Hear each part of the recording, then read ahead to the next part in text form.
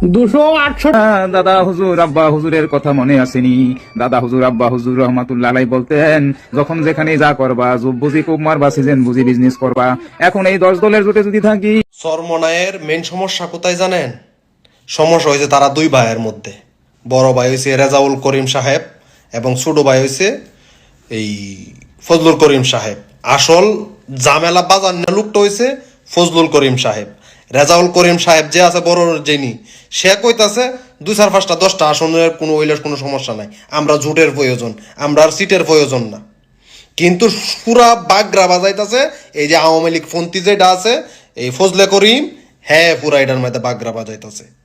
কারণ এত যে আওয়ামী লীগের টেটিয়া খাইছে, আর সেই দিন দেখলে না কত সুন্দর মতো যায় আতর মারছে, আতর মাইরা যখন কুলাকুলি করছে একটা মুস্কি হাসি যা মারছে দাঁত বাস বার করিয়া, তখনই আমরা বুঝে লাইছি যে ঘটনা তো এটা। আর সংবাদ সম্মেলনের মধ্যে তো আইসা দেখছেন তার অ্যাটিটিউড মারা বক্তব্য, আমরা কেন বাইর হয়ে যাবো, আমরা সেনা জামাতকে বাইর করে দেব, এরকম বক্তব্য যখন দেয় তখনই তো বাংলাদেশ জামাত ইসলামের যারা সমর্থক আছে সবাই বুঝে ফেলাইছে যে আসল মেন কাহিনী তো এই জায়গার মধ্যে। ভাই আমরা সামাজিক যোগাযোগ মাধ্যমে দেখেছি যে একটা রব উঠেছিল যে আসনের কারণে আসলে ইসলামী আন্দোলন বাংলাদেশের জুটে আসা হচ্ছে না। তো ওনারা আদর্শের কথা বললো, আপনি আসলে কি মনে করেন কি কারণ হতে পারে এখানে? দেখেন, এতদিনে আমরা বাংলাদেশের মুসলিমরা এনারা তো আসলে মোটামুটিভাবে আবেগী।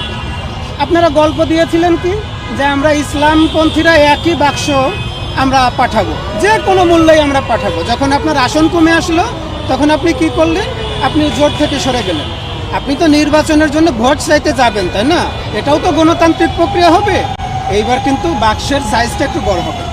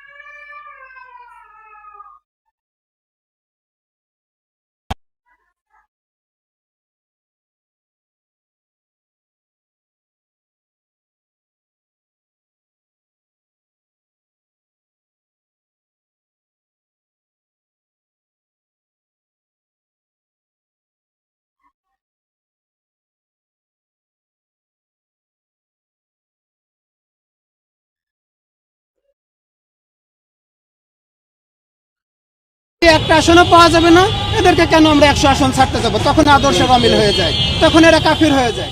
যেদিন থেকে আপনি মির্জা ফখরুলের গায়ে আতর লাগিয়ে সুগন্ধি শুকছিলেন, সেদিন থেকে বুঝতে পারছি যে আপনি জামাতের জোটের ভিতরে থাইকা আপনি জামাতের ভিতরে কন্দল সৃষ্টি করার জন্য আপনি জামাতে আছেন। আপনি এখান থেকে বের হওয়ার জন্য অনেক চেষ্টা করতেছেন, শেষ পর্যন্ত বের হয়ে গেলেন।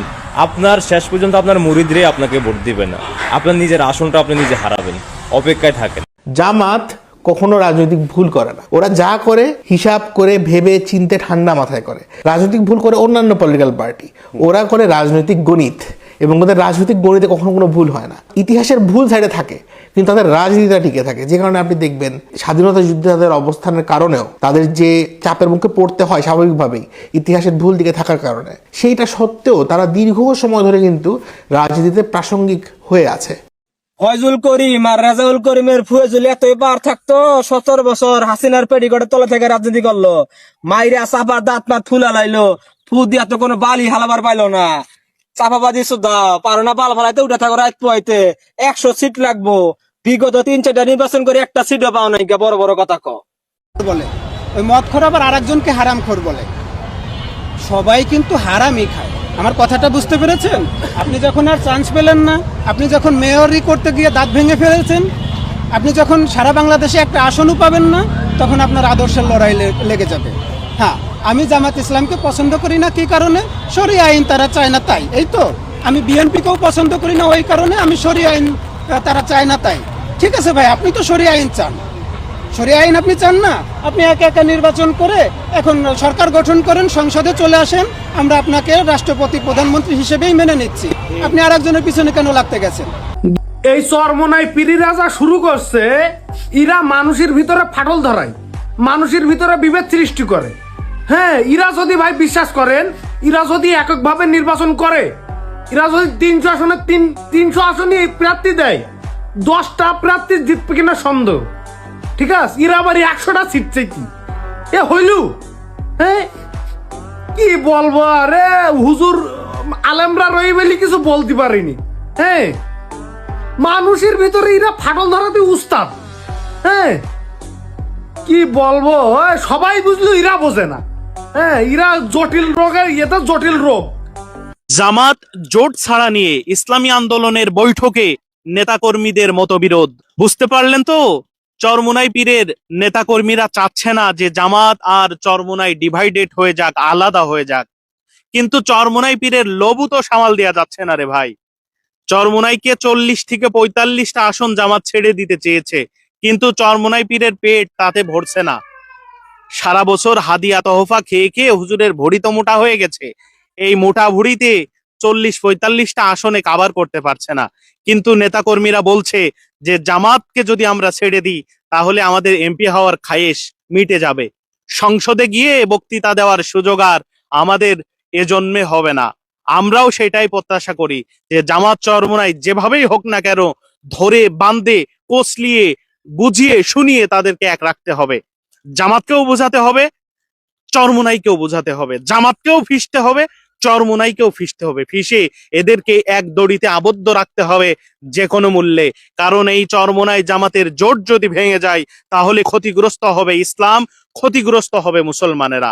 বিগত দিনগুলোতে হাসিনা সরকার যেভাবে ইসলামপন্থীদের উপর নির্যাতনের স্টিম রোলার চালিয়েছে, এই জামাত চরমোনাই যদি এক না হতে পারে তাহলে আগামীতে এই বিএনপি আমাদের উপর নির্যাতনের স্টিম রোলার চালাবে। তাই জামাত চরমোনাই হেফাজত কিংবা খেলাফত নিজেদের ভিতরে ভেদাভেদ ভুলে নিজেদের স্বার্থকে জ্বালন জলি দিয়ে আল্লাহর দিনকে পার্লামেন্টে নিয়ে যাওয়ার জন্য, ইসলামকে সংসদে বসানোর জন্য আসুন আমরা ঐক্যবদ্ধ হই, আসুন আমরা আল্লাহর রাস্তায় ঐক্যবদ্ধ হই। সকলকে ঐক্যবদ্ধ হওয়ার আহ্বান জানিয়ে আজ এখানেই শেষ করছি। আসসালামু আলাইকুম ওয়া রাহমাতুল্লাহ। ঘটনা কোন দিকে যাচ্ছে এবার বুঝতে পারছেন? গতকালকে চরমোনাইয়ের বিষয়টা নিয়ে আমি অনেক ঘাটাঘাটি করছি, অনেক নিউজ দেখতেছি, বিষয়টা কি, বিষয়টাকে একটু জানার চেষ্টা করি। অবশেষে কি দেখলাম জানেন? চরমোনাই ফির সাহেব হুজুরেরা দুই ভাই, বড়টার নাম হচ্ছে রেজাউল করিম সাহেব আর ছোটটার নাম হচ্ছে ফয়জুল করিম সাহেব। রেজাউল করিম সাহেব বলতেছে যে এই জোট থাকবে 5টা-10টা আসনের জন্য কোনো ব্যাপার না, আমরা সব মীমাংসা করে ফেলবো। উনি কিন্তু পজিটিভ কথা বলতেছে। কিন্তু ফয়জুল করিম, যেটা ছোট ভাই লম্বা কইরা, ওই ফয়জুল করিম সাহেব যত বাড়াবাড়ি করতেছে, যত নষ্টের মূল, উনি সব চাবি কাঠি লড়াইয়া এলোমেলো কইরা সব একদম শেষ করে দিতেছে। ফয়জুল করিম সাহেবের উচিত বড় ভাই যা বলে তা করা। বড় ভাইয়ের উপরে নাক গলানো মানে নিজের বিপদ নিজে ডাইকে আনা, বুঝেন নাই? তো বড় ভাইকে সম্মান করলে সবাইকে সম্মান করা হবে, নিজের জোটটাও ঠিক থাকবে, অনেকগুলো আসনও পাবেন। বড় ভাইয়ের উপর নির্ভরশীল হন, নিজে একটু বাড়াবাড়ি কইরা এই জোটটারে ভাঙ্গেন না। অনুরোধ কইরা বলি শেষ সময় আইসা এই গজবটা নিয়ে আসেন না নিজেদের উপরে। এই যে উপরে যাদেরকে দেখতেছেন না, এরা কখনোই বাংলাদেশের জন্য, ইসলামের জন্য বা কোনো মুসলিমের জন্য ঐক্যবদ্ধ হতে পারেনি আর কখনো পারবে না। ওই যে সেই 13 সালে হতে পারেনি, এখনো পারলো না, ভবিষ্যতেও পারবে না। এরা শুধুমাত্র তাদের নিজেদের ধান্দা ছাড়া আর কিচ্ছু বোঝে না। ভিডিওটা একটা শেয়ার করবেন, বাংলাদেশের প্রত্যেকটা জনগণের কাছে একটু পৌঁছে দেবেন। আসসালামু আলাইকুম। চরমোনাই সর্বশেষ এককভাবে নির্বাচন করার ঘোষণা দিয়েছে, মানে জোট থেকে তারা বেরিয়ে গেছে। এখন এই জোট যে টিকবে না কিংবা এই চরমোনাই যে বেরিয়ে যেতে পারে, এই ধারণাটা শুরু থেকেই ছিল। কারণ হচ্ছে তারা একটু ছটফট করে বেশি। অনেক কারণে তাদেরকে পছন্দ করি, তবে 2-3টা কারণ আছে যেই কারণে তাদেরকে অপছন্দ করি, এবং মনে হয় যে তারা একটা স্থিতিশীল অবস্থায় থাকে না, সেইটা নাই তাদের মধ্যে। খুব ছটফট করে তারা, যেটা সর্বশেষ এই জোটের আলোচনাটায়ও স্পষ্ট হয়েছে।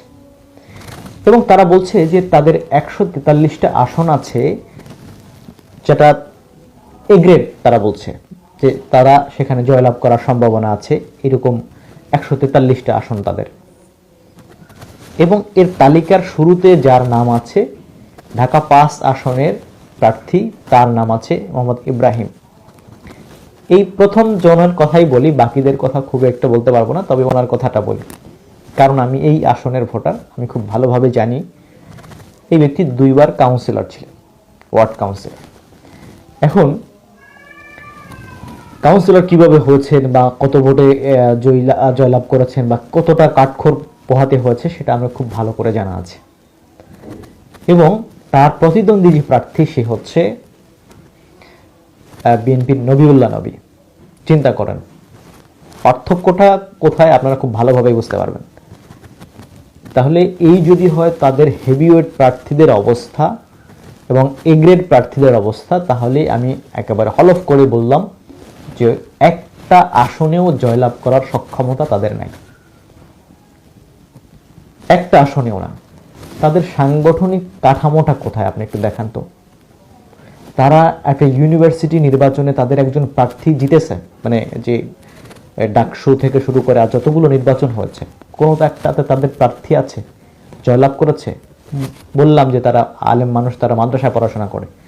আপনি শুধুমাত্র চরমোনাইয়ের যে মাদ্রাসা, সেই মাদ্রাসার বাইরে গিয়ে আরেকটা ছাত্র সংসদ নির্বাচন দেন তো কোন একটা মাদ্রাসায় জিতে দেখাক তারা। সেই সক্ষমতা তাদের আছে, সাংগঠনিক কতটুকু সক্ষমতা আছে তাদের? কোথাও নাই। চ্যালেঞ্জ করে বললাম কোথাও নাই যাতে। এখন এই কারণে বলবেন যে জোট ভেঙে গেছে তাদের বিরুদ্ধে কথা বলছেন, না, বিষয়টা এমন না। তবে তাদের সাথে যদি আগামীতে জোট হয়ও সেটার জন্য একটা ভবিষ্যৎবাণী দিয়ে রাখি। এই জোট, এদের সাথে জোট করা ঝুঁকিপূর্ণ। কারণ হচ্ছে তারা ওই বললাম শুরুতে যেটা স্থিতিশীল না, ছটফট করে, তারা এদিক সেদিক দৌড় দেওয়ার অভ্যাস আছে তাদের। একটা কথা মনে করেন ভাল লাগবে না, পুরো এলোমেলো করে ফেলবে সবকিছু। ধৈর্য জিনিসটা এদের মধ্যে, এই দলটার মধ্যেই পুরো তাদের যারা মুরিদ আছে, যারা যা কিছু আছে সবার মধ্যে একই অবস্থা, ধৈর্যের অনেক অভাব আছে এদের মধ্যে। একটা ইন্টারেস্টিং বিষয় বলি, এরশাদের সাথে মিলে যে একটা নির্বাচন করেছিল, তারা ঐক্য ফ্রন্ট গঠন করেছিল, তখন এরশাদের সাথে জোট করেছিল। সেই সময় পীর সাহেবের যে আসন, তার বাড়ির যে আসন, সেই আসনে সে ভোট পেয়েছিল সামান্য কিছু, 350+ 400 নিচে তার নিজ যে কেন্দ্র, সেই কেন্দ্রে। তো আমার দাদা, যিনি এই চরমোনাই মাদ্রাসায় শিক্ষকতা করেছেন দীর্ঘদিন, তো চরমোনাইয়ের মুরিদ এবং শিক্ষকতা করেছেন, তো রেডিওতে রেজাল্ট শুনছেন, শোনার পরে এমন একটা ভেঙচি কাটলেন, কি হয়েছে দাদা?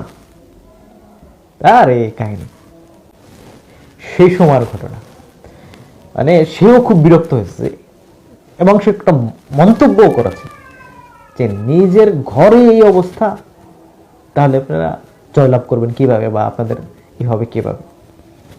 এই হচ্ছে তাদের, মানে এমনিতে তাদের প্রতি মানুষের সম্মান আছে, সম্মান করে, আমরাও করি তাদেরকে ভালো চোখে দেখি বা তাদের প্রতি সম্মান আছে, সেটা অন্য কথা। কিন্তু ভোট দেওয়ার ক্ষেত্রে ভোটের মাঠের হিসেবটা তাদের বেলায় অনেক আলাদা। তাদের অনেক মুরিদরাই ভোট দেয় না। আমি অসংখ্য মুরিদদের চিনি, আমার দাদা চাচাদের মধ্যে অনেকে আছে যারা তার মুরিদ, কিন্তু ভোট দেয় না তাদেরকে, কোনোদিন ভোট দেয় নাই তার কোনো ক্যান্ডিডেটকে। তো এই হচ্ছে তাদের অবস্থা, সাংগঠনিক অবস্থা। তো এটা দিয়ে তারা বলছে 143টা গ্রেড আছে। তো 143টা থাকলে তো অল্প কিছু সংখ্যক আসন দরকার, তো সরকার গঠন করার কথা তারা। যাই হোক, শুভকামনা থাকলো, তারা এককভাবে নির্বাচন করুক। ইসলামিক কোনো দলের বিরুদ্ধে এতদিন পর্যন্ত বলি নাই, বলতেও চাই না, কারণ আমি চাই না যে আমার কথাবার্তা দ্বারা ইসলামিক কোনো দলের ক্ষতি হোক। তবে তাদের দূরদর্শিতার কথা বলছি।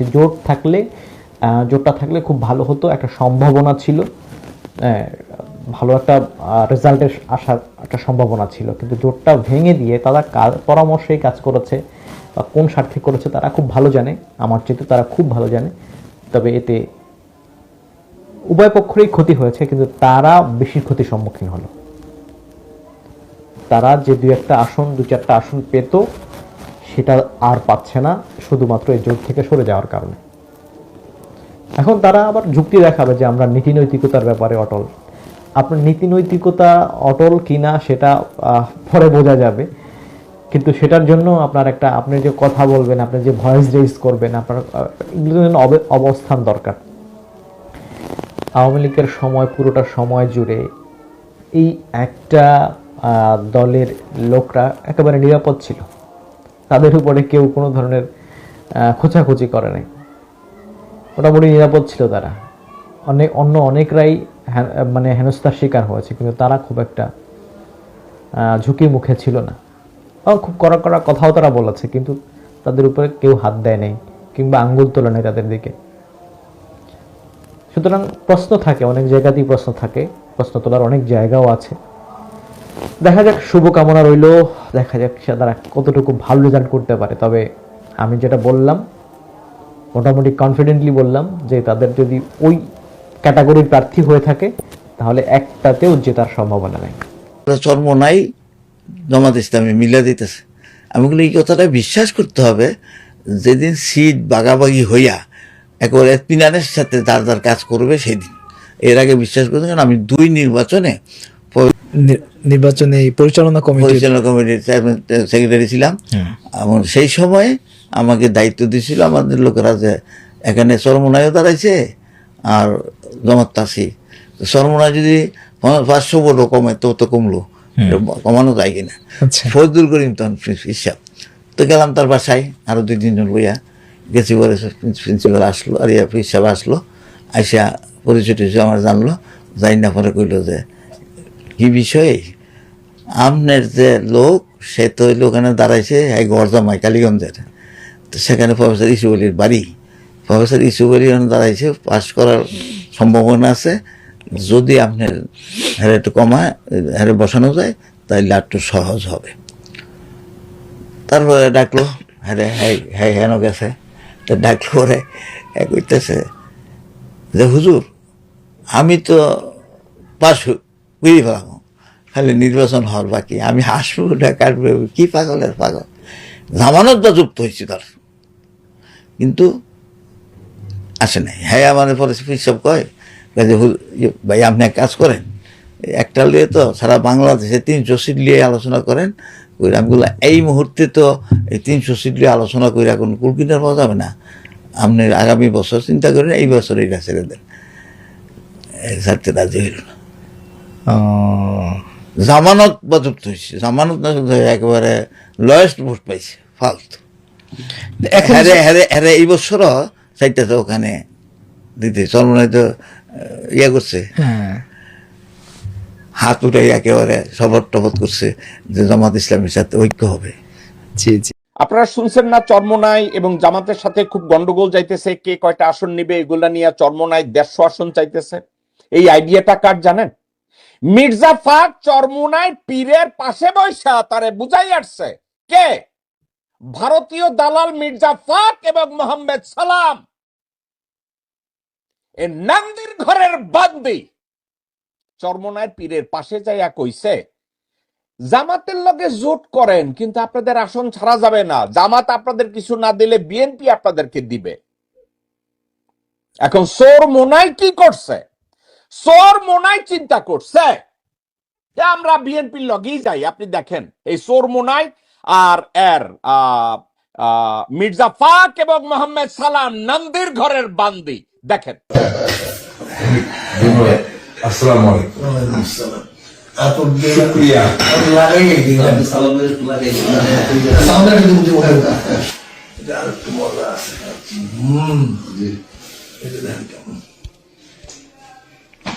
ঠিক আছে, আপনারা কি বুঝলেন? এই চরমোনাইট চোর একদিকে জামাতের সাথে জোট বাঁধে, এখন বিএনপি যখন দেখছে যে চরমোনাই যদি জামাতের সাথে জোট করে তাহলে তো আমাদের ক্ষমতায় যাওয়া খুব টাফ হবে। আর চরমোনাইয়ের পীরের আসল চরিত্র হলো যে তার পকেটে বেশি পয়সা দেয় সে তার কাছে তত প্রিয়।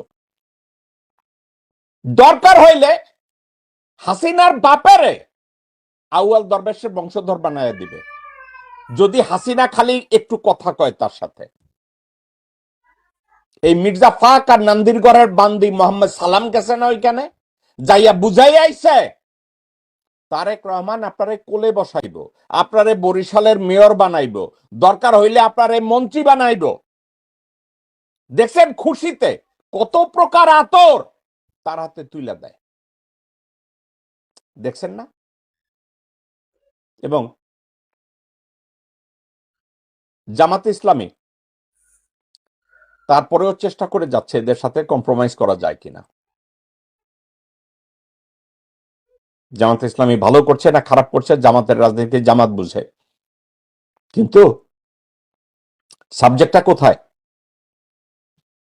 তারা বলে না রাজাকার রাজাকার রাজাকার, রাজাকারদের সাথে রাজনীতি করা যাবে না, মৌলবাদের সাথে রাজনীতি করা যাবে না। তো চরমনাইয়ের ওইখানে আপনারা গেছেন কার বাল ছিঁড়তে? মির্জা ফাক। চরমনাইয়ের এই মুনাফেক এদের কাছে আপনারা গেছেন কেন? মোহাম্মদ সালাম, আপনাদের দুইজনের নামের পরিবর্তন করেন। আপনাদের এই সালাম আর ফাক এগুলা বাদ দেন। একেবারে ঠান্ডা মাথায় আমি যদি বলি নন্দির ঘরের বান্দি, আপনারা তাই, আপনারা মানসিক ভাবে একেবারে জাস্ট নন্দির ঘরের বান্দি। আসসালামু আলাইকুম।